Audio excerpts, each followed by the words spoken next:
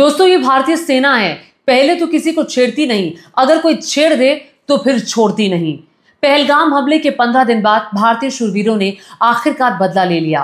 पहलगाम का दिन याद है जब हमला हुआ था। वहां पर 22 तारीख को 26 लोगों ने जान गंवाई थी। 25 भारतीय थे, एक नेपाली था। और वो क्षण भारत के लिए बहुत कठिन था।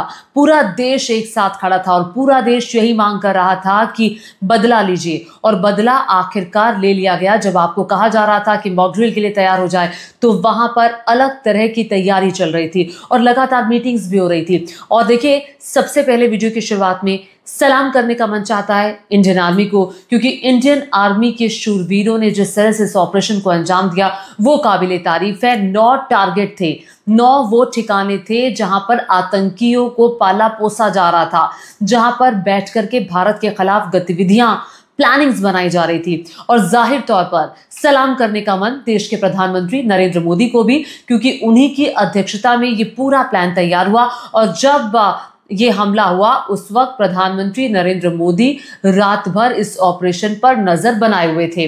अब देखिए, सबसे बड़ी बात तो ये है कि ये जो ऑपरेशन हुआ, इस ऑपरेशन के बाद बहुत सारे अपडेट सामने आ रहे हैं। सबसे बड़ा और सबसे पहला अपडेट मैं आपको बता देती हूं।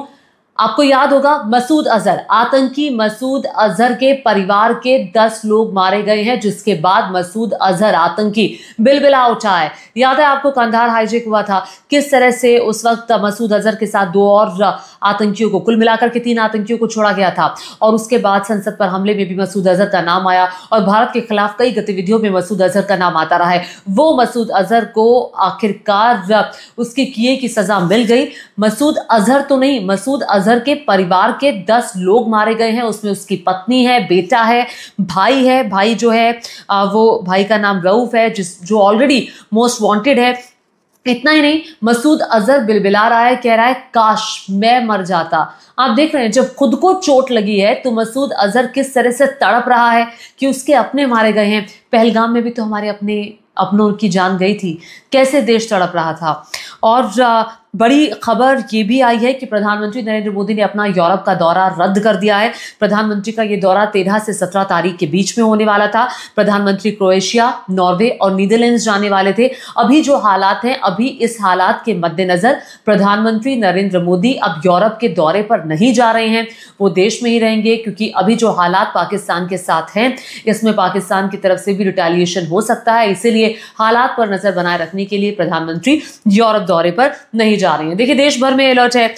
इंडिगो और साथ ही साथ एयर इंडिया की बहुत सारी जो फ्लाइट्स है वो कैंसिल कर दी गई है। यूपी में भी अलर्ट घोषित हुआ है। एक और खबर जो तस्वीर आप सभी ने देखी, इन 2 चेहरों को जरा देखिए, ये कौन है? ये हमारी आर्मी की वो 2 वीरांगनाएं हैं जिन्होंने आज इस ऑपरेशन के बारे में बताया। ये सूफिया कुरैशी है, कर्नल सूफिया कुरैशी, और साथ ही साथ विंग कमांडर व्योमिक सिंह। अब देखिए क्या हुआ था पहलगाम में, क्या हुआ था पहलगाम में, किस तरह से जिनकी नई शादी हुई थी, जो कपल्स आए थे, महिलाओं को छोड़ करके जो घर के पुरुष थे उनको मार दिया गया था, गोली मार दी गई थी। और महिलाओं से कहा गया था जाकर के मोदी को बता देना। मोदी को बता दिया ना, तो मोदी ने जवाब दे दिया। देख लीजिए किस तरह से अब देश की ये 2 वीरांगनाएं आई हैं, उन्होंने ही जवाब दिया है कि देखिए कैसे आप पर हमने स्ट्राइक की है और पूरे स्ट्राइक से पाकिस्तान हिल गया है। पाकिस्तान किस तरह से हिला है उसकी तस्वीरें आप लगातार देख रहे हैं। ये वो जगहें हैं जहां पर टारगेट किया गया। बाकायदा सूफिया कुरैशी ने पूरी जानकारी देते हुए ये बताया कि ये जो ऑपरेशन था, ये रात को 1:05 से 1:30 बजे के बीच में इस ऑपरेशन को अंजाम दिया गया।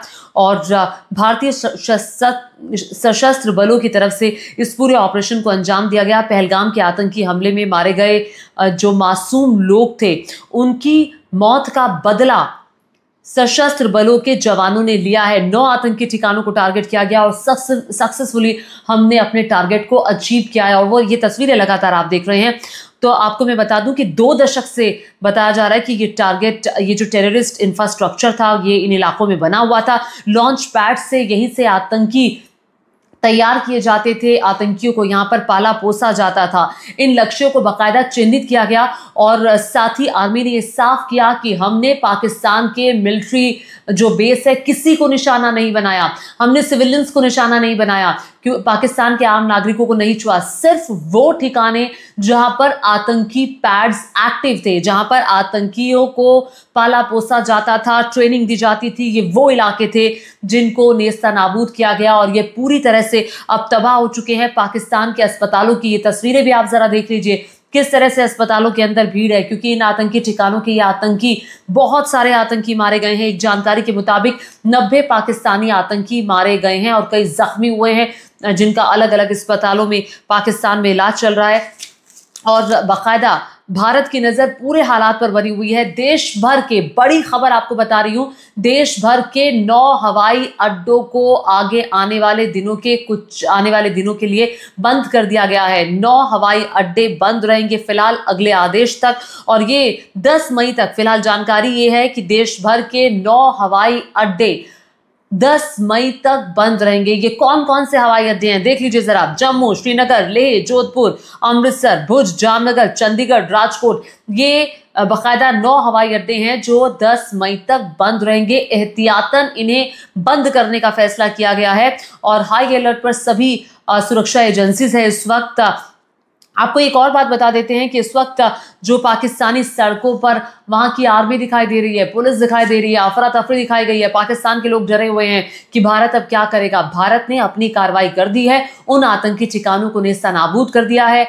अगर पाकिस्तान की तरफ से रिटालिएशन होता है, अगर पाकिस्तान हालांकि सुबह से ही जो बॉर्डर के इलाके हैं वहां पर ये फायरिंग कर रहा है, जिसका भारतीय सेना माकूल जवाब दे रही है, मुंह तोड़ जवाब दे रही है। कुछ कैजुअलिटीज की खबर जरूर आई है जो बॉर्डर के एरियाज है वहां पर, लेकिन भारतीय सेना पूरी तरह से इस वक्त तैनात है। एक और बड़ी खबर, एक और बड़ी जानकारी आई है कि ये जो भारत ने टारगेट किया है, ये 2 तरीकों से किया है। फ्लाइट एयरक्राफ्ट और साथ ही साथ ड्रोन से बाकायदा टारगेट करके इन हमलों को अंजाम दिया गया।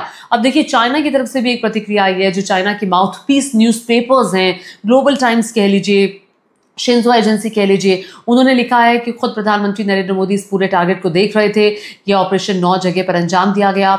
और इसके अलावा जो टर्की है और पाकिस्तान का सहयोगी है, उसकी तरफ से भी प्रतिक्रिया सामने आई है। यूएस की तरफ से भी प्रतिक्रिया सामने आई है। यूएस की तरफ से डोनाल्ड ट्रंप ने कहा कि हमें तो पता था कि कुछ होने वाला है, क्योंकि पाकिस्तान ने एक बड़ी घटना को अंजाम दिया, जिसके बाद हमें इस बात की आशंका थी कि कुछ बड़ा होने वाला है, और वो बड़ा हो गया।